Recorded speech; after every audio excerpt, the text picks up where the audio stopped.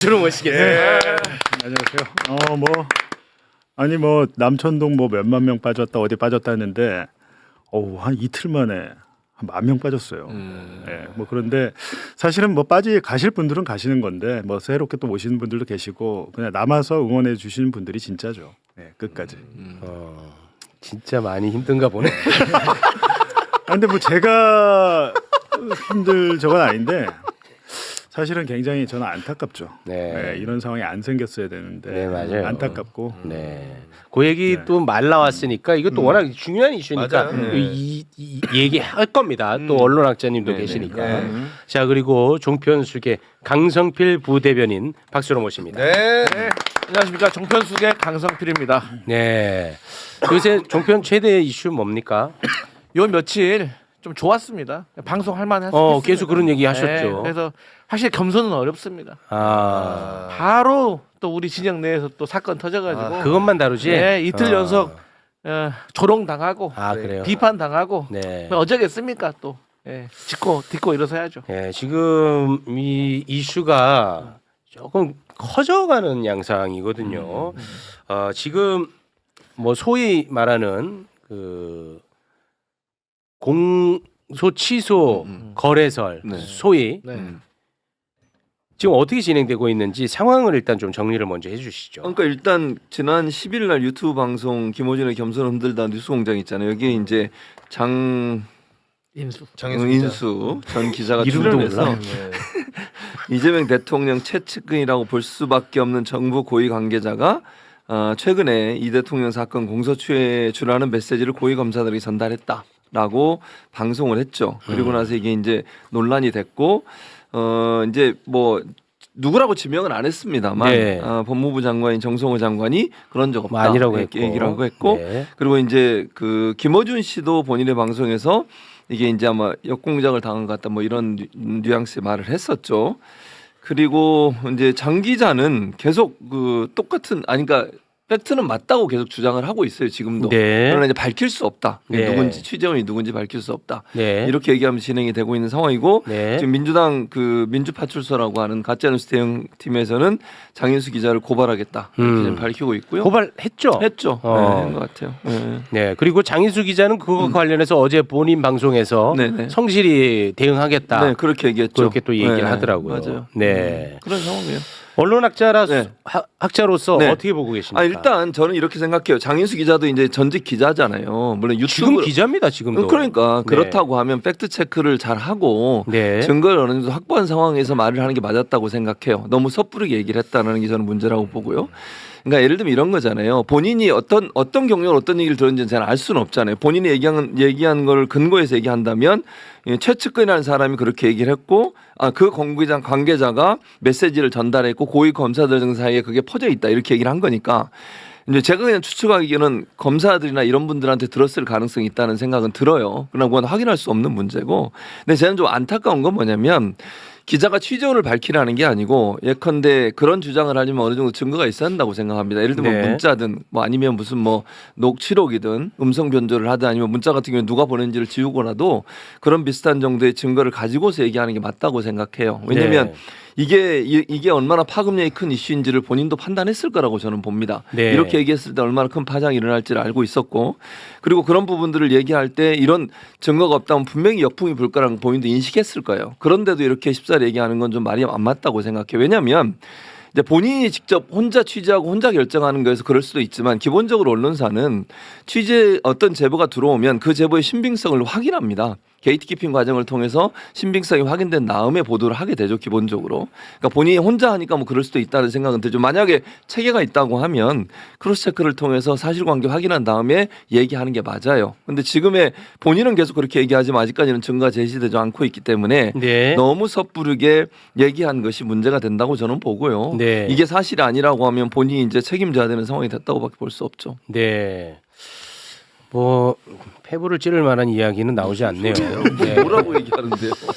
우리 강성필 부대변인 어떤 시각이 그러니까 이제 이 사건은 두 가지로 나눠서 봐야 되는데 첫 번째는 이제 장인수 전 기자 지금 기자야. 이 기자가 취재하고 보도하니까 기자지. 이 지금도. 기자가 했던 주장했던 바에 대해서 저는 사실인지 아닌지에 대해서 어떤 검증이 이루어져야 되는데 이제 기자들도 당연히 취재원에 대해서 밝힐 수 없는 경우에 대해서 우리가 이해하잖아요. 네. 하지만 그 얘기를 장인수 기자가 했던 고위 검사에 대해서는 누군지 밝혀야 된다. 그래야지 그 검사가 자기가 아니면 아니라고 법적 대응하면 되는 거잖아요. 그 고위 검사보다는 네.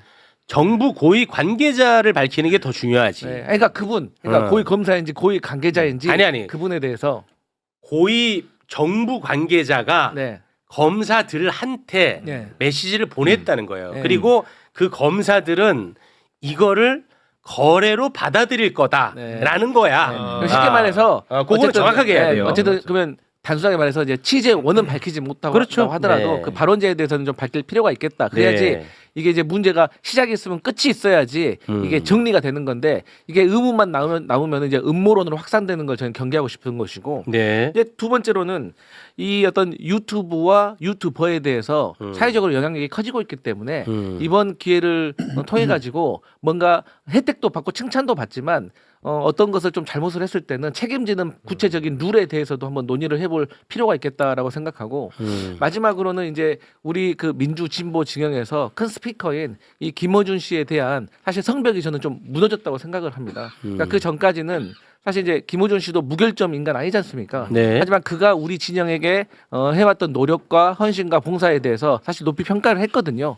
근데 이번 기회로 인해서 사실 이번 기회 전에도 몇 번의 사실 송사들이 좀 있었습니다. 그래서 이 기회를 통해 가지고 저는 그게 좀 무너졌다고 생각하고 저는 개인적으로 이 시장에서 평가한다고 생각을 해요. 네. 그러니까 김어준 씨한테 실망한 사람은 그를 외면하는 것이고 네. 또 그에 대해서 응원하는 사람은 선택을 하는 건데 네네. 저는 이번 기회에 좀 선택과 외면이 많이 생겼다라고 생각을 하거든요. 네. 그래서 저는 이 부분에 있어서는 최소한 그래도 당 대표께서는 본인이 또 거기에 출연도 많이 하셨기 때문에 이 부분에 있어서는 본인의 입장이 좀 필요하고 어떤 입장 냈어요. 그러니까 입장에 대한 추가적인 어떤 조치 또 필요하다는 것이 당내 전반적인 분위기라는 걸 제가 전해드립니다. 당 전반적인 분위기를 전하신 거예요. 오, 네, 알겠습니다. 헬마우스는 어떻게 뭐 좀 덧붙이실래요? 우리 그러니까 저도 이제 유튜브를 미디어 수단으로 해가지고 방송을 하는 사람 입장에서는 그런 고민들은 되게 많이 돼요. 이게 이제 일반 보도 프로그램이나 보도국을 통해서 방송되는 뉴스하고는 좀 다르기 때문에 그보다는 조금 가볍게 혹은 뭐 그보다는 조금 게이트키핑을 좀 낮추고 방송할 수 있는 자유로움은 있거든요. 근데 뭐 아시겠습니다만 사실 김어준의 뉴스공장 같은 경우는 이미 청와대 출입 기자를 보유하고 있는 이제 공식 언론사고요. 네. 뭐 이제 그 중에서도 간판 프로그램인 뭐 겸손공장 같은 경우는 뭐 지금도 뭐 훌륭하게 역할을 하고 있지만 그럼에도 불구하고 이 체급에 맞는 혹은 역할에 맞는 수준의 게이트키핑이 조금 더 이루어지는 게 맞지 않느냐 이번 일을 계기로 뭐 그런 정도의 어떤 계기가 만들어졌으면 좋겠는 점이 하나 있고 장인수 기자 저는 개인적으로는 전혀 모르는 분이지만 그래도 이제 기자로서 이제 활동을 한다면 이제 독립해서 혼자 데스킹까지 다 해야 되는 상황이잖아요. 저희도 방송 만들 때 그런 고민을 많이 하거든요. 뭐 사장남천동이나 이런 데서도 밭글 같은 거 재밌는 거 있으면 이제 소개해주기도 하고 뭐 이를테면 이제 뜬 소문 같은 것들도 어느 정도 검증을 거쳐서 소개를 하기도 합니다. 근데 이제 그 뜬 소문의 수준이 어느 정도냐, 파괴력이 어느 정도냐, 정치적 의미가 어느 정도냐는 항상 생각을 해서 이제 하거든요. 그냥 재미로 소화할 수 있는 정도라면 그냥 웃고 떠들면서 넘어가는 이야기가 되고 그보다는 정치적 파급력이 클 수 있다. 그리고 이걸 던졌을 때 발생할 수 있는 후과가 크다고 하면 당연히 게이트키핑을 하죠. 그리고 크로스 체크를 하고 이게 그냥 단순 밖글 수준의 문제인 건지 보도가 나올 건지 조만간 어느 그 보도국을 통해서 이게 검증 거쳐가지고 나올 보도인 건지 저도 다 취재해서 합니다. 밖글이 들어오게 되면 이거 어디 쪽에서 지금 도는 것 같다. 어느 매체에서 준비하고 있는 것 같다. 어느 기자가 이거 쥐고 있다. 사실 다 알거든요. 네. 그 단독 보도라는 게 진짜 생단독은 거의 없어요. 다른 매체보다 조금 빠르거나 혹은 뭐 알고 있는 기자의 숫자가 좀 과소하거나 많지 않고 몇 명만 있다거나 그리고 그렇게 알고 있는 기자들이 조각조각 정보를 갖고 있거나 그 경우가 몇 개가 맞춰져서 단독이 나오는 거거든요. 네. 나만 알고 있는 완전 단독 정보는 없기 때문에 네. 그래서 크로스체크가 중요하고 그래서 게이트키핑이 중요한 건데 아마 이번 일을 거치면서 장인수 기자나 뭐 겸손공장에서도 어떤 시스템을 갖추려는 노력을 조금 더 강화하지 않을까 해야 되지 않을까 뭐 그런 생각을 합니다. 네. 우리 봉지욱 기자님은 뭐 네. 특수관계인이니까 본인 채널에서 그냥 알아서 소화하시는 게 좋을 것 같은데. 아니 뭐 많은 분들이 이제 왜 말리지 않았냐 뭐 이렇게 말씀하시는데 또 그 발언할 때 저는 같이 그날 출연을 했어요. 아 같이 있었었나요? 옆자리에 앉아 있었는데 아 그랬었나? 그러니까 이제 무슨 그러니까 어떤 취재원 뭘 어떻게 했는지는 몰라요 지금도. 네, 그건 사실은 제가 장인수 기자의 데스크는 아니잖아요. 네 그렇죠. 그래갖고 그게 누구냐, 뭘 갖고 이렇게 한 거냐 제가 뭐 물어볼 수도 없는 건데. 네, 근데 중요한 것은 지금 뭐 최진봉 교수님이나 우리 헬마우스 얘기처럼 데스크가 없기 때문에 그런 것이다는 아니죠. 조선일보 데스크 있습니다. 때로는 그 데스크가 더 기사를 더 악의적으로 갈 수- 왜곡해요. 그렇지, 그럴 수 있지. 그 문제가 아니고 이거는 제가 볼 때 사실은 그때 아침에 방송이 끝나고 장인수 기자랑 얘기를 좀 했어요. 지금 당신이 지금 발언한 게 얼마나 어떻게 파장이 될지 내가 예상이 된다. 그 얘기를 해줬습니다. 그대로 됐어요. 일단 조선이 쓴다. 조선이 쓴다.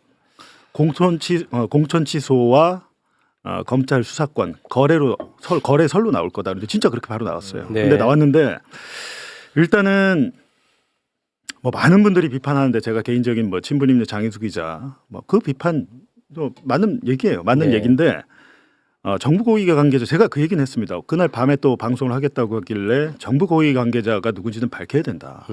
익명에서 시작해서 익명으로 끝나는 거는 그 얘기를 하지 말았어야 된다라고 제가 얘기를 했는데 고민을 많이 하더라고요. 네. 근데 결국 못 밝혔는데 정부 고위 관계자가 누군지를 특정하면 제보자가 특정된다고 생각을 하는 것 같더라고요.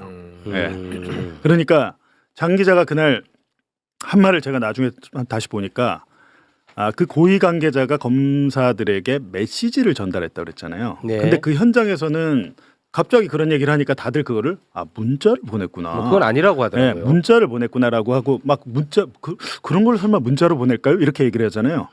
문자 그게 아니라 장 기자가 그렇게 표현한 이유가 제가 보기에는 만나서 얘기했다고 하면 만난 사람 몇 명 안 될 거 아닙니까? 만난 자리에서 그런 것들을 그러니까 제보자 보호를 위해서 그렇게 표현한 것 같은데 어찌 됐든 정부 고위 관계자가 누군지를 저는 말을 하는 게 좋겠다고 계속 했는데 본인이 네. 판단한 거고 본인 스스로도 어제 보니까 이렇게까지 파장이 커질지 예상을 못했다. 네.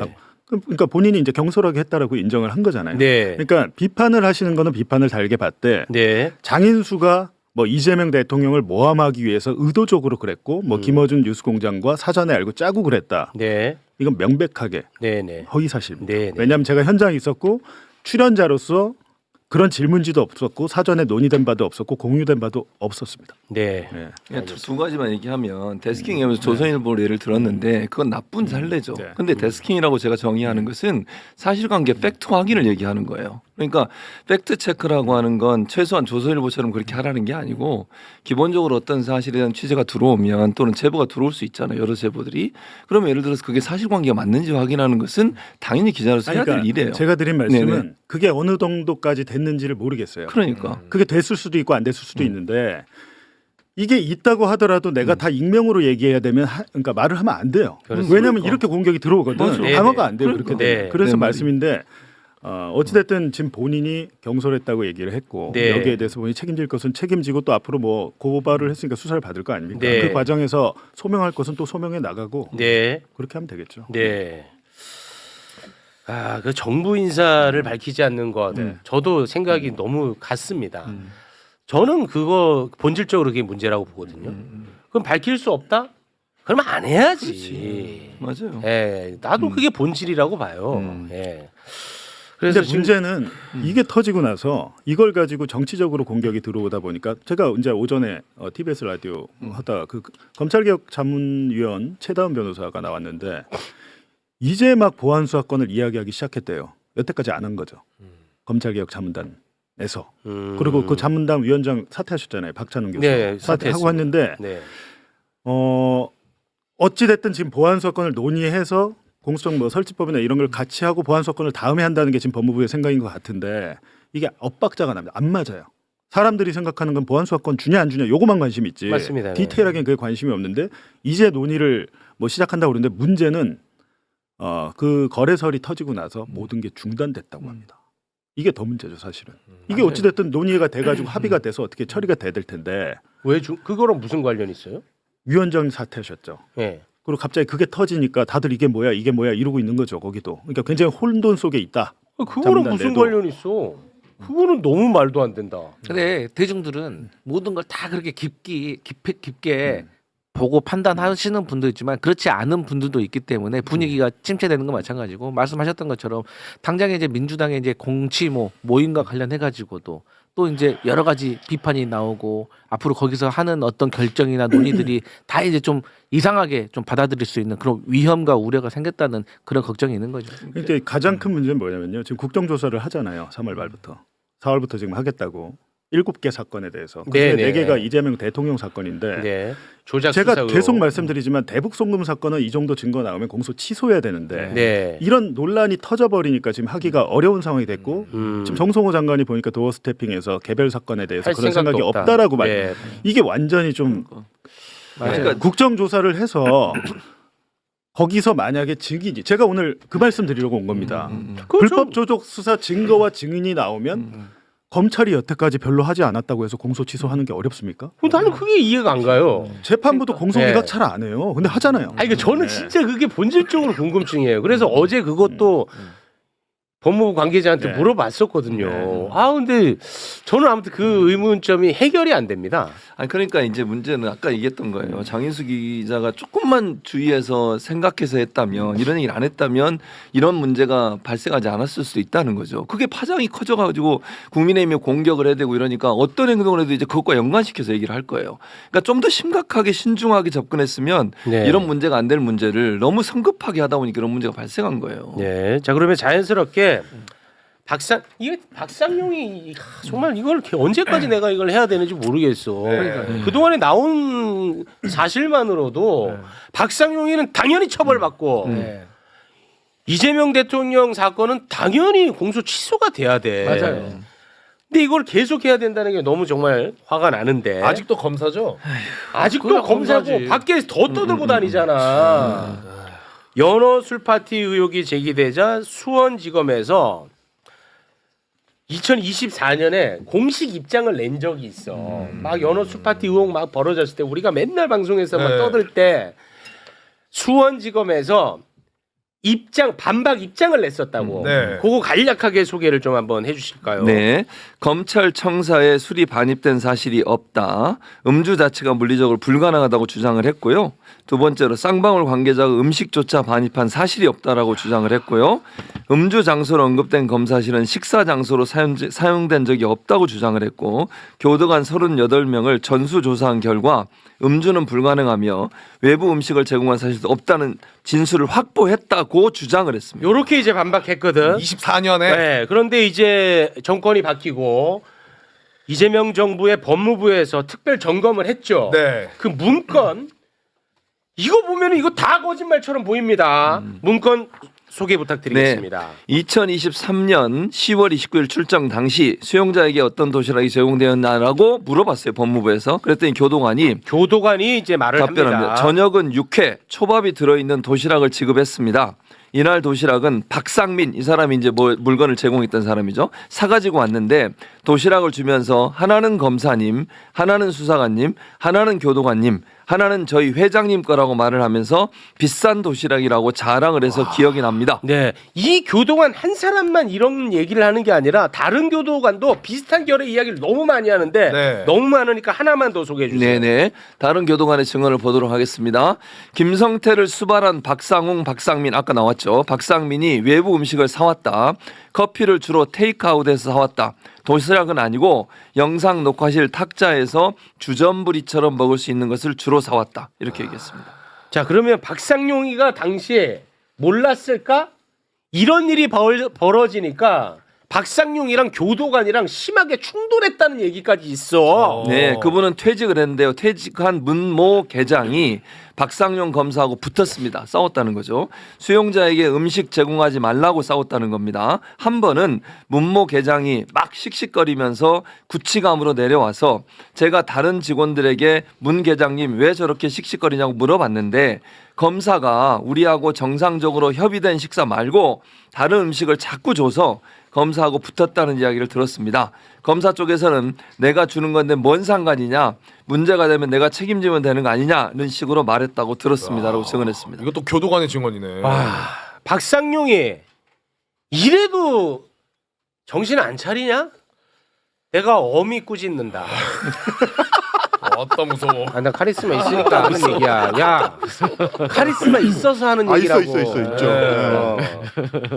이런 거에 열내란 말이야, 교수님. 그래 이런 거 이런 열리지. 거. 당연하지. 이런 근데 이런 자는 아직도 검사고 그 사건은 아직도 공소 취소가 안 되는 이게 말이 안 된다는 거잖아요. 그러니까 2014년 4월에 수원지검이 공식 입장을 내서 모든 언론이 그 보도 자료를 다 받았었습니다. 수원지검에는 연어회 술파티는커녕 일체의 외부 음식이 반입된 적이 없다. 우리가 교도관들 다 조사해봤어. 교도관들 전화로 조사를 했더라고요. 실제 했는데. 하긴 했대요. 근데 이렇게 물어본 것 같아요. 그 전화 녹음, 그러니까 교도관들이 찝찝하니까 통화 녹음을 다 해놓으신 거예요. 네. 그러니까 법무부에서 조사해 보니까 통화 녹음 파일이 다 제출이 된 거지. 그러니까 예를 들면 뭐 이렇게 물어본 것 같아요. 아니 계장님 우리 그런 사실 없잖아요. 이게 뭐야 이거? 그거 보신 적 없잖아요. 있어요?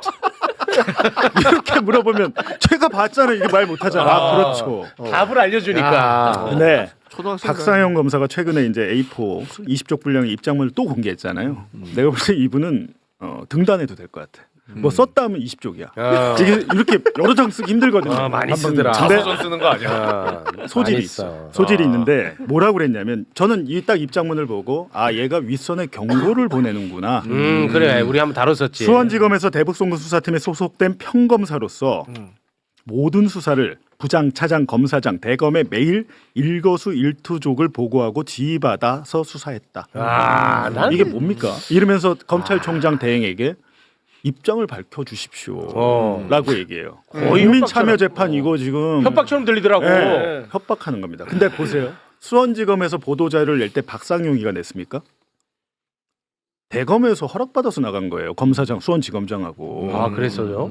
그러면 이 허위사실, 가짜를 담은 정보를 담은 이 허위사실의 보도자료가 승인이 나려고 하면 위에서 결재를 했기 때문이잖아요. 네. 이게 박상용 얘기는 뭐냐면 나 혼자 못 주고 이거? 전 이렇게 보이거든요. 네, 그러니까 당당한 겁니다 지금. 박상용이 이제라도 그 윗선 풀어. 어미 꾸짖는다. 말이 꺼지는다. 방금 어미 꼬집으려고 그랬거든. 어미 꼬집으려고. 어디를 꼬집어 어디를? 너한테 조금 쫄아서 그랬어. 쫄았어? 아니 솔직히 잠깐. 잠깐. 현재 검사라는 생각에. 야, 볼 꼬집으면 안 됩니다. 꾸짖어야지. 꾸짖어야 되는데. 저 나보다 어리잖아 너. 박상용이. 어허이 눈. 아니 예쁘게 근데 떠야지, 진짜 박상용의 이 죄질은 진짜 심각합니다.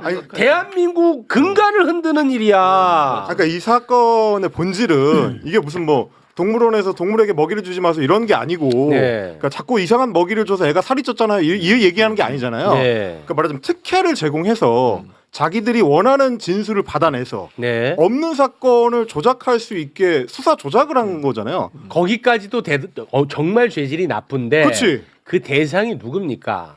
지금 현직 대통령이잖아. 그러니까 차기 유력 정치인이잖아. 네. 차기 대권 주자잖아. 그렇죠, 그렇죠. 그러니까 이게 결국은 정치 검찰이 네. 정치적인 개입을 하기 위해서 사건을 조작해낸 사건이잖아요. 그러니까 정권이 바뀌었으니까 뭐 여러 얘기가 나오고 있습니다만 이 부분은 법무부에서 감사한 거에 맞춰서 뭐 재판도 진행하고 뭐 감찰도 진행을 하고 어떻게든지 좀 뿌리를 뽑아내야지만 그 다음 단계로 좀 넘어갈 수 있는 문제다. 네. 이게 곧 이제 검찰 개혁하고 이제 직접 연결되는 이제 사안이니까 이 부분 우리가 잘 봐야 된다는 거죠. 그러니까 아니 박상용이를 그만 처벌을 보자 해야 돼. 이제.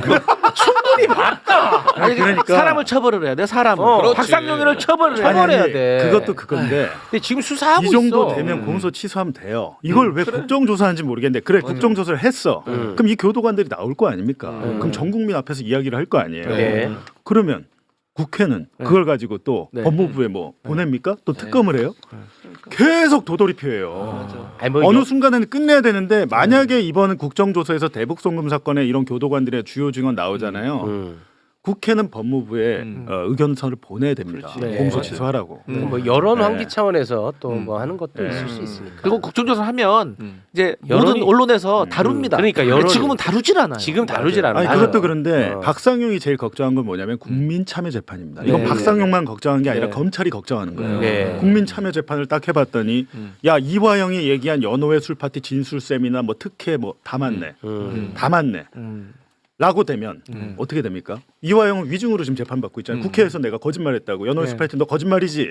국민의힘이 저 수사를 한 거 아닙니까? 맞습니다. 그걸로 봤는데 그게 무죄가 나와요. 네. 그 전모가 밝혀져. 네. 그러면 법원에서 판단한 거잖아. 1심 판단을. 네.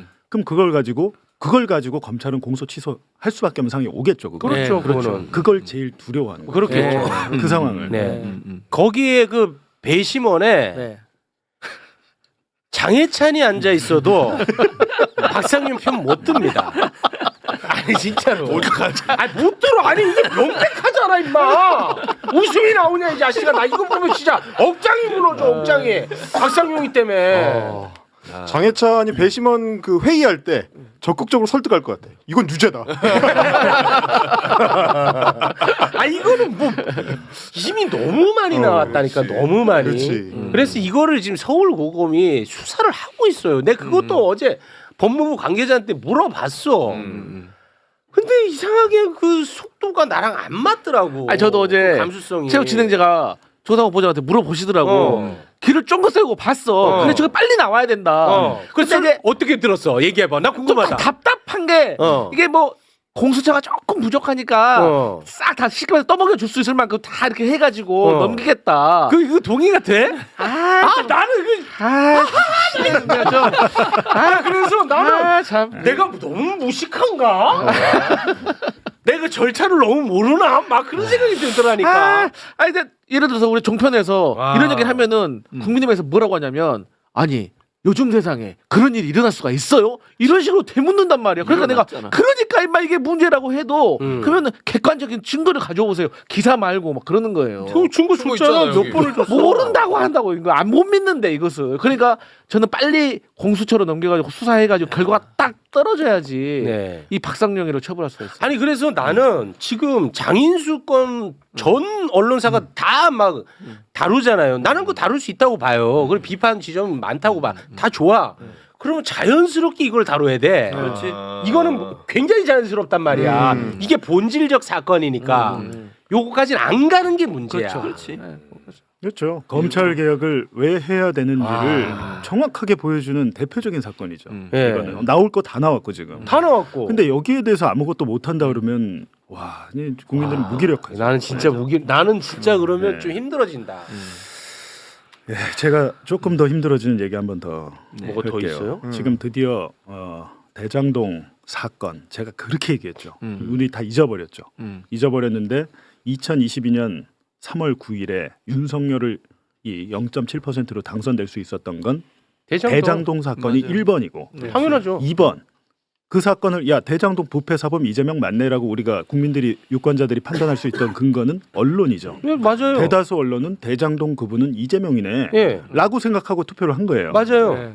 근데 당시에 2022년 2월 25일에 이재명 후보와 윤석열 후보가 TV 토론하잖아요. 네네. 이 사건 좀 기억하실까 싶어서 그때 영상 9번 영상 한번 9번 영상 보시죠. 그 토론 한번 볼까요? 부산저축은행 일반 대출인데 다른 건 기소하면서 그 외에 이 대장동 대출만 봐줬습니까? 아니 부산저축은행은 SPC 대출로 배임 혐의가 되는 부분만 기소를 한 겁니다. 일반 대출도 2건 기소하셨다니까요. 일반 대출 누가 기소합니까? 그 언론에 다 나온 얘기를 아유, 부인한다고 됩니까? 그러면 얘기하지 마시고. 한번 팩트 체크하고 아니면 어떻게 하십니까? 부산저축은행에서는 벌써 80여 명 이상 기소를 하고 56명을 부속 기소를 한 아니 사안입니다. 그런데 그 중에서 왜 대장동 1150억 불법 대출을 알면서도 기소 안 하고 봐줬냔 말이죠. 나중에 2016년인가에 결국은 다 구속돼서 아니 2년 6개월 불법 실형 대출이 받았잖아요. 아니라 뭐 무슨 그 사람이 어디 가서 커미션 받아먹은 거를 또 기소를 안 했다면서 왜 또 불법 대출이? 조은영한테 커피는 왜 타주셨어요? 저는 그 사람 본 적이 없습니다. 아니고 참 희한하네요. 갖다 붙이려고 10년 전 자, 그럼 것까지. 3부 토건은 왜 봐주셨어요? 자, 내가 질문을 하겠습니다. 이따가 물어보세요. 야, 저 이거 오랜만에 보니까 윤석열이는 지가 과거에 수사 덮어준 거 알고 있는 것 같아. 그러니까 뉘앙스가 지금 보면 딱 그런데 당시에는 저러고 이제 넘어간 거죠. 넘어갔는데 와. 제가 이제 저 토론 4일 전에 JTBC에서 2022년 2월 21일에 남욱의 검찰 피의자 신문 조서 남욱이 얘기합니다. 당시 만배형이 박영수 소개시켜 줬고 조우영이가 그래서 수사를 피했다. 그리고 그 과정에서 커피 한 잔 먹고 나왔다고 들었다. 저는 그거를 보도했어요. 사실 보도했죠. 거기서 끝났어야 되거든. 여기서 끝나야 되는데 맞아. 제가 보도했을 때 대다수 언론이 대충 그냥 외면을 해버려요. 맞아. 왜냐면 이거는 그거 언론- 이재명한테 유리하잖아. 그러니까 기자 입장에서 검찰 수사 기록 정도 나오면은 팩트라고 봐야죠. 네. 그리고 정영학 녹취록도 제가 그때 보도를 했어요. 네. 소위 말하는 정영학 녹취록에서 가장 엑기스는 노래방에서 유동규, 김만배, 정영학 셋이 나눈 대화예요. 여기서 그 대장동 1호 숨은 지분의 주인이 누군지 유동규다라고 나와요. 멘트가 공개했어요. 네. 그냥 그런데 아무도 안 믿어. JTBC에서 보도했는데도 당시에. 근데 그래서 이제 제가 재판을 받잖아요. 저도 윤석열이 명예를 훼손했다고 기자들이 재판 받고 있고 뉴스타파 김용진 한상진 받고 있고 저 받고 있고 네. 받고 있는데 저희 재판을 하다가 여러 가지가 나와요. 여태까지 뭐가 나왔냐면 윤석열 주임검사가 2011년 대검 중수부 주임검사 저축은행 수사를 총괄하는 사람이 실무 책임자. 조우영이는 지금 수사 대상 아니었다라고 계속 얘기하잖아요. 이게 아무것도 아닌 참고인이었어. 윤석열 손으로 조우영이를 출국 금지시킨 게 나왔어요. 출국 금지 요청서가 윤석열 도장 찍힌 게 재판에서 나왔어요. 참고로 그 조우영이가 브로커입니다. 네. 네. 대장동 이제 대출을 끌어다주고 커미션 10억 3천만 원 받았다는 건데 네. 그게 이제 최초에 하나 나왔고 두 번째는 뭐가 나왔냐면 얘가 변호사비를 박영수한테 특검 1억 5천만 원을 줬습니다. 변호사비를 조우영이가 나 이 박영수한테 1억 사건과 5천. 아무 관계 없는데 괜히 변호사를 선임해. 대검 중수부장 출신을 1억 5천을 줬어요. 그 중에 5천은 성공 보수로 돼 있습니다 계약서에. 무엇에 대한 성공일까요? 이게 궁금했어요. 우리는 근데 이번 주 지난 화요일에 뉴스타파 재판에서 어마어마한 게 튀어나온 거예요. 뭐냐? 지금 저 아까 윤석열이 얘기하대요. 뭐 불법 커미션 뭐 받은 거를 뭐 우리가 뭐 어떻게 알고 뭐 하면서 그건 정상 대출이었고 뭐 이렇게 얘기하잖아요. 네. 근데 당시에 대장동 전체 땅에서 시행 권리 시행사의 대표는 이강길 씨였습니다. 이강길 씨가 조우영한테 10억 3천 알선 그 수수료를 준 거예요. 네가 저 대출 끌어왔으니까. 그럼 이걸 대검 중수부가 그때 2011년 수사할 때 알았을까 몰랐을까가 쟁점이잖아요. 검찰은 여태까지 저희 수사하면서 그거 알 수도 없었고 몰랐어. 그건 수사 대상이 아니었어. 라고 했죠. 근데 이강길 씨가 화요일에 법정에 나와서 이강길이 나왔어요. 자기가 돈 준 사람이잖아요. 나왔어. 예, 일단 자료 1번. 이강길. 검사가 물어봅니다. 대검 중수부가 증인을 조사할 때 조우영에게 돈 준 적 있냐 이런 질문 한 적 있나요? 라고 하니까 이강길 씨가 그 워딩을 하면서 묻진 그러니까 대검 중수부가 꼭 당신이 지금 물은 것 같이 10억 3천 돈 준 적 있나요? 이렇게 묻진 않았고요. 대검 수사관으로 저는 기억을 하고 있고 검사님은 아니고 키가 컸던 분으로 기억을 하고 있습니다. 요거만 해도 지금 분위기 파악 잘 안 되잖아요. 이어서 뭐라고 얘기를 하냐면 이거는 곽수환 씨가 좀 해주시죠. 야 떨린다. 이거는 이강길 당시 시행사 대표가 얘기한 겁니다. 이번에 이제 얘기했다는 거죠. 이 사람이 대검 중수부의 조사를 받았어요. 근데 곧, 자, 이번에 법정 진술한 겁니다. 당시 제 기억으로 조우영 다른 데로 돈들이 나간 것이 있는데 전체 우리가 어떤 취지로 나갔는지에 대해서 좀 뭐가 있는지 이 정도 간단히 묻고 지나갔던 겁니다. 그래서 제가 대검에서 전부 다 사실들을 어느 정도 파악을 하고 있었고 저희 대출 자료와 수수료 자료들이 전부 부산저축은행에 있었고 대검에서 부산저축은행 모든 자료를 가져가서 하나하나 저한테 묻는다 생각을 했었고 당시 면담 형식이었지만 수사관님이 조우영 범죄 사실을 물었던 건 사실입니다. 우리 대출 실행이 어떻게 됐는지 또 조우영은 왜 관여가 됐는지 그리고 조우영이 다른 현장에도 이렇게 있는 것 같던데 우리는 어떤 명목으로 조우영한테 돈을 줬는지 이런 정도는 물어봤던 걸로 기억을 합니다. 자 이게 무슨 얘기입니까? 지금 대검이 부산저축은행에 압수수색해갖고 모든 자료를 다 들고 물어보니까 사실대로 말할 수밖에 없었다 이렇게 얘기를 한 거예요. 네. 그리고 거기에 대해서 조우영에 대한 이야기는 콕 집어서 물어보더라. 이 돈 왜 준 거니? 라고 물어봤다. 근데 조서에 남기지 않았다고요. 왜? 면담 형식으로 그냥 했다는 겁니다. 지금 대장동 사건 남욱 변호사도 그렇고 대북 송금 사건도 그렇고 출정시켜서 불러다가 조서 작성 안 하잖아요. 다 면담하면서 짭니다. 짜고 있는 과정인 거예요. 이게 지금 2011년 3월에 면담을 하면서 있었던 일을 내가 당시 대검 수사관한테 얘기 다 했고 아니 물어보니까 대답을 했습니다라고 했죠. 그럼 대검 수사관은 조우영의 범죄 사실을 다 알고 있었는데 결론부터만 얘기하면 조우영 기소됐어요, 안 됐어요? 조우영은 입건이 안 됐죠. 아예. 이건 자체가 안 됐단 말이야. 그런데 그 변호사가 누구야? 윤석열의 형님 박영수야. 자 보십시오. 이 자식아 했다. 이걸 어떻게 참냐? 바보 같은 놈들아. 이걸로 하면 0.73% 포인트 차로 졌어. 나도 안 참았어. 자 이렇게 되면 혈압 오르면 안 돼, 너.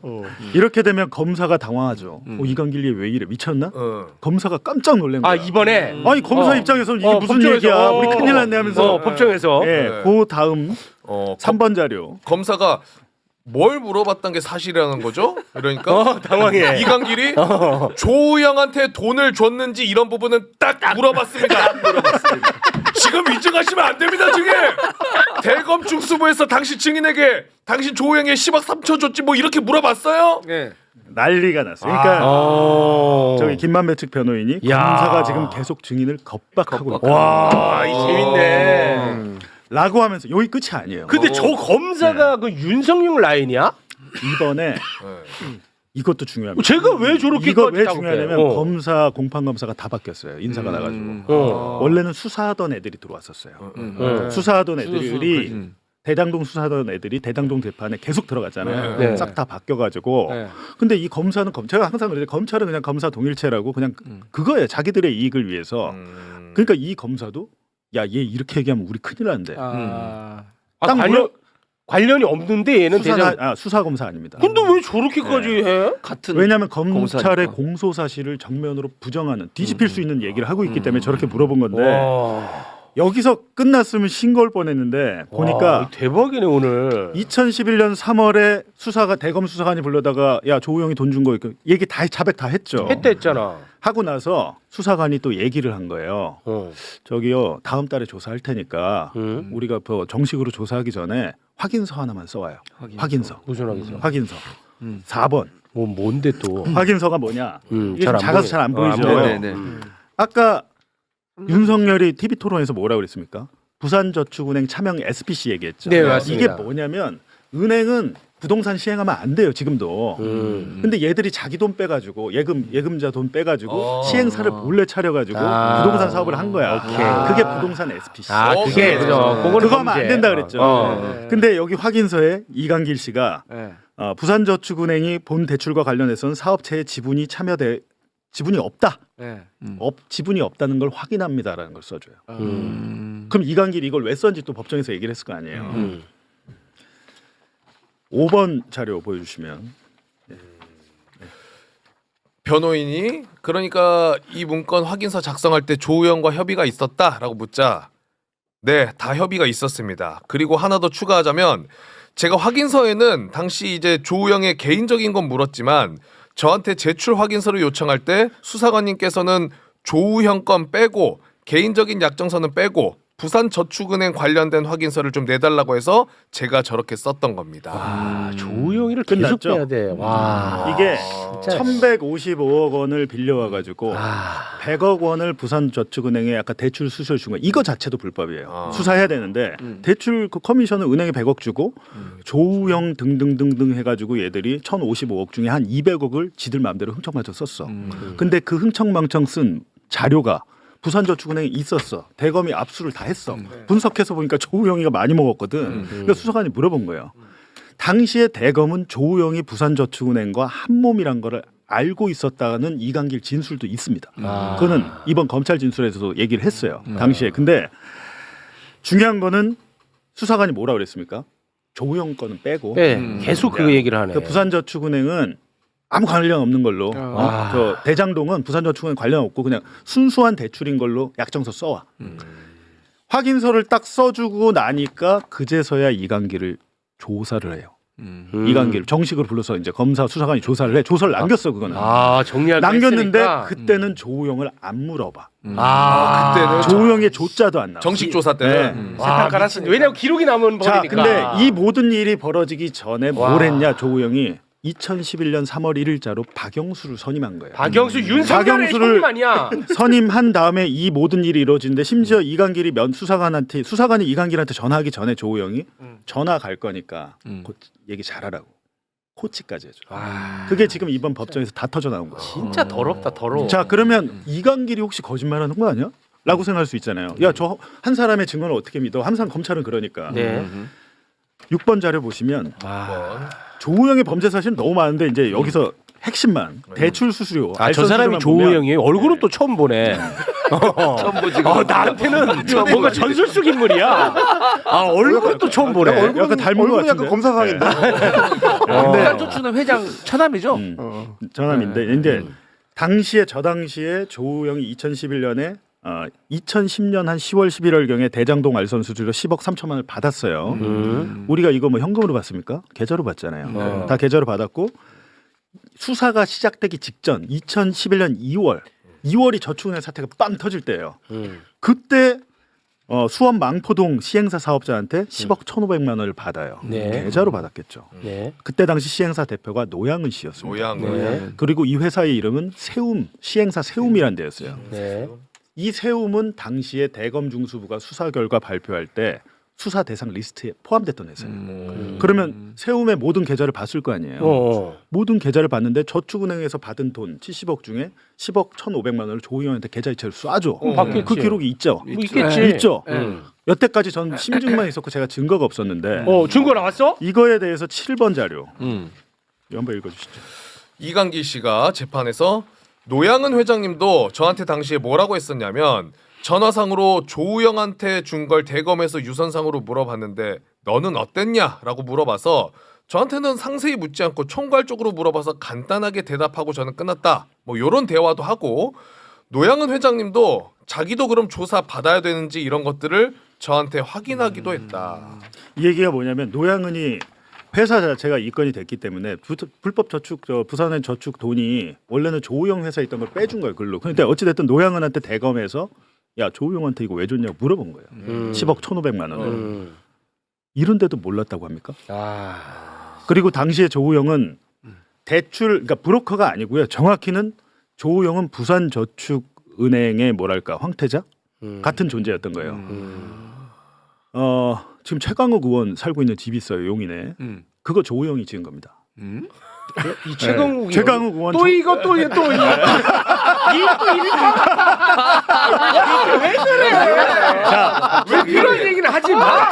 최강욱 의원이 지은 그 최강욱 의원은 짓지 않았지. 빌라가 용인에 있는 빌라가 빌라가. 당시에 부산저축은행이 빌라. 차명 SPC로 지은 곳이에요. 빌라, 최강욱 빌라. 의원은 그래서 조우영을 잘 압니다. 내가 물어봤는데 조우영이가 박영수를 선임하기 전에 이 정도 이분 쓰면은 자기 살 수 있냐고 물어봤대요. 최강욱은 최강욱 의원 저희 재판에 증인으로 부르려고 그래요. 그래서 네. 그러니까 잘 보세요. 부산저축은행이 불법적으로 운영한 사업장의 대표도 했지.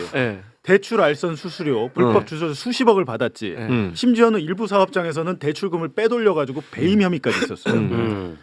이 수많은 범죄 혐의를 아무것도 몰랐다고 얘는 수사 대상 아니었다 이랬는데 이번에 용코로 걸린 거죠. 진짜 이거 검찰이 너무 썩었어. 그렇지. 맞아.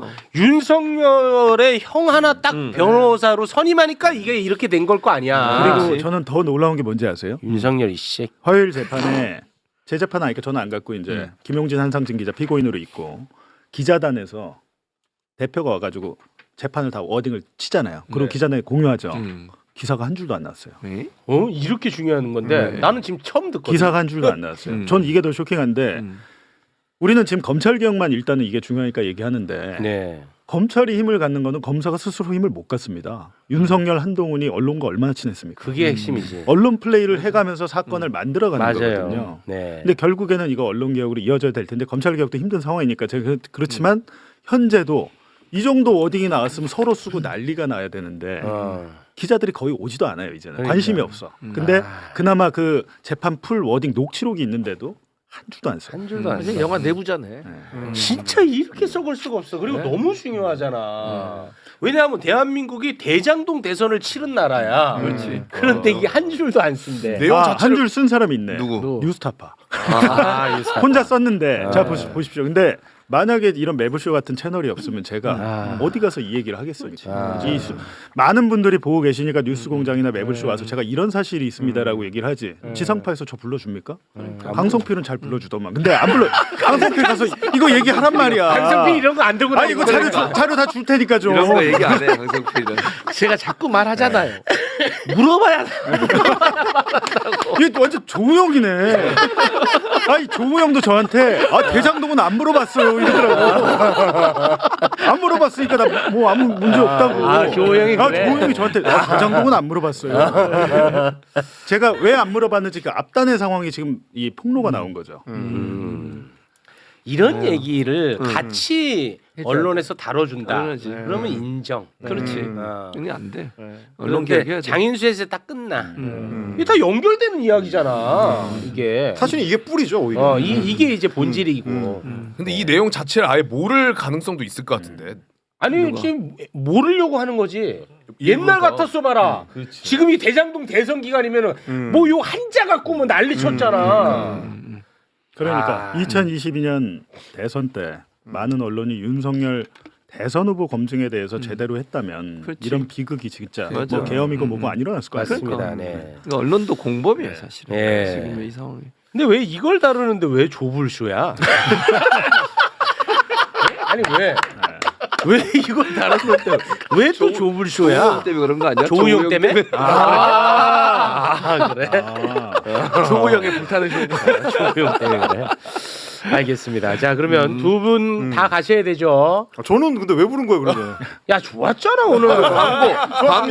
광고 했잖아. 야 좋았잖아. 광고. 너는 말 뒤에서 이상하게 하네. 그러더라. 정치 평론을 할 수 있게 해줘야지. 뭐 하는 거야? 유헬마 라이브. 헬마 라이브입니다. 예. 헬마 라이브. 별거 다 하네. 아니 저 국민의힘 얘기 안 해요? 나는 그것 때문에 너 불렀는데 너 가야 될 것 같아. 하고 가야지. 그렇지. 그렇지. 아니 정치 평론가. 지금까지 봉지욱 기자였습니다. 네, 고맙습니다. 그래, 야, 너 국민의힘으로 입가심하고 가야지. 아니 하고 가야지. 그래, 입가심하고 가야 돼. 지금 머리띠 썼거든.